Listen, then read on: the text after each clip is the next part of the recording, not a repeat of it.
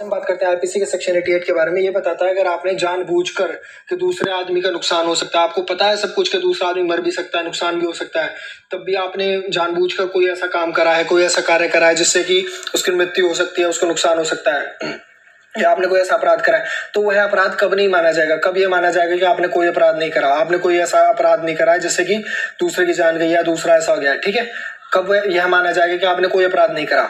उसके चार वजह होनी चाहिए। देखो, 4 कारण होने चाहिए। पहला, आपका कोई मतलब दूसरे व्यक्ति के आपने फायदे के लिए वो काम करा है, दूसरे व्यक्ति को कोई नुकसान ना हो, कोई फायदा हो, उसका ज्यादा नुकसान ना हो, उसके कोई फायदे के लिए आपने वो काम करा है। ठीक है, तब माना जाएगा कि आपने कोई अपराध नहीं करा। दूसरा, आपका कोई इरादा नहीं था कि उसकी मृत्यु हो जाए, वो जान से मर जाए, खत्म हो जाए, आपका ऐसा कोई इरादा नहीं था कि दूसरे आदमी की मृत्यु हो जाए। ठीक है।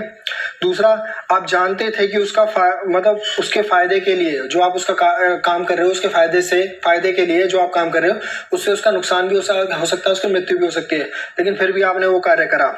ठीक है, जिससे मतलब उसका फायदा हो। ठीक है। चौथा, उसकी सहमति, अपनी सहमति होनी चाहिए कि मतलब भाई तू कर दे, चाहे मेरा नुकसान हो या फायदा हो, कुछ भी हो मेरे, पर तू इस काम को कर दे। ठीक है, उसकी सहमति, अपनी सहमति भी होनी चाहिए। अब वो चाहे छुपी हो या ना छुपी हो, वो कैसे पता लगेगा वो मैं आपको बताऊंगा।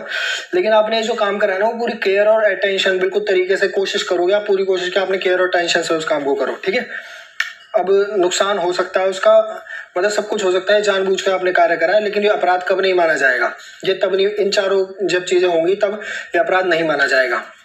अब आप मैं आपको एग्जांपल देता हूँ, आपको तब समझ आएगा। पहला, मान लो जैसे कोई डॉक्टर साहब है, अब उनके पास आप गए, आपने कहा कि आपको कैंसर है, कोई बीमारी है, और उन्होंने आपका इलाज कर दिया। अब इलाज करते करते वो आपसे फॉर्म भी भरवा लेंगे, उस फॉर्म में भी एक तरीके से आपकी मंजूरी ली जाती है, आपकी सहमति ली जाती है।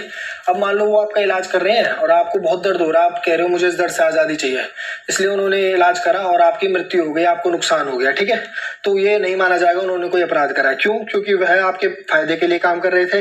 दूसरा, उनका कोई इरादा नहीं था कि आप जान से मर जाओ। तीसरा,